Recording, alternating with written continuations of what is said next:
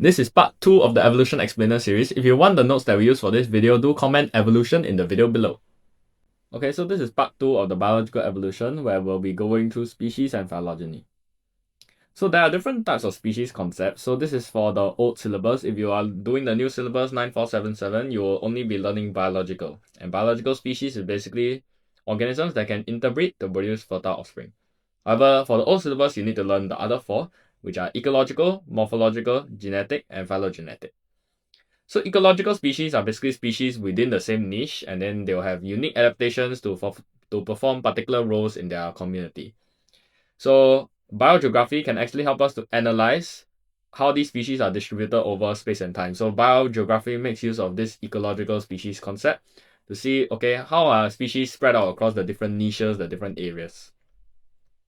Morphological species are species with the same morphology or similar anatomical traits. So one way to analyze it is using fossil records that will basically show that, okay, if they have anatomical similarities, they will descend from a common ancestor. Another way to look at the species concept will be genetic, whereby organisms actually share the same gene pool and they are genetically distinct. So maybe certain gene sequences, they align more closely or whatever. How we analyze this is by using differences in the DNA. So if we see that, okay, DNA roughly, there's not a lot of differences, they are closely related, we can say that they descend from a common ancestor. Lastly, we have phylogenetic species. These are species that basically share a common ancestor along the phylogeny tree. So one common question will be, what is the difference between classification and phylogeny? So classification is basically we are organizing the species according to shared characteristics. So let's say, for example, we and kangaroos were able to walk on 2 legs, right? So that's a particular shared characteristic. However, phylogeny is when we're organizing the species to show their evolutionary relationships. So yes, maybe even though we and kangaroos, we can walk on 2 legs, but that does not mean that we are closely related. In fact, our closely related mammal would be the chimpanzees, right? So evolutionary relationships looking at shared derived relationships. How do we derive these characteristics from our particular ancestor? What is the closest ancestor that we have? However, shared characteristics does not take into account convergent evolution, whereby organisms may actually evolve to be quite similar, even though they are not so closely related due to similar selection pressures.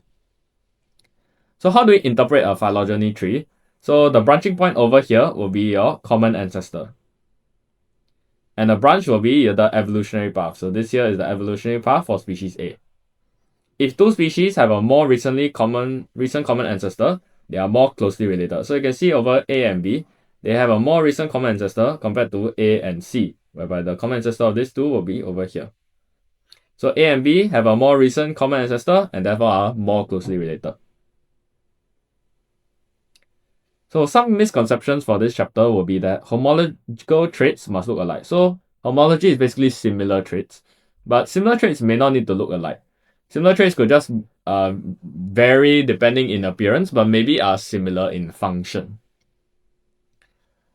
Each node represents a single species that actually existed. This one is not really true because nodes actually represent hypothetical common ancestors. We may or may not have found this particular fossil yet. And when we do find a new fossil, it will reconstruct the phylogeny. We may have to change different evolutionary pathways for different species. More similarities always means closer relatedness. This one is not really true either because, like I said, some of these things may arrive due to convergent evolution, even though the species are not so closely related. Another misconception will be that more similarities always means closer relatedness, but this is not true because some traits could be due to convergent evolution. Now, there are 2 common questions that I see in the TOS regarding species and phylogeny. It's mainly related to phylogeny, but one type of question is basically the importance of using DNA sequences or genomic sequences in reconstructing phylogeny. So I know a lot of schools have different answers for this particular question, but these here are the 4 points which the Cambridge examiners really want to see based after we have analyzed all of their past year papers, after we analyze all of the mark schemes from the international papers. Another type of question will be using the phylogeny to explain whether it shows that the species are closely related, whether it shows that the species have diverged, or whatnot. The way to analyze it is by looking at the branching point, then we relate it to the particular year. And then we say, okay, that there's maybe a common ancestor around this year or a recent common ancestor that's closer, right? There's a lot earlier. Or maybe you can say there's one question in 2023 which was whether the species were formed on the island, and one of the answers was that the branching point is literally too far back because the island was formed earlier than the branching point. So as mentioned at the start of the video, we will send the notes to anyone that comments evolution in this video over here. And all the best for your paper 2.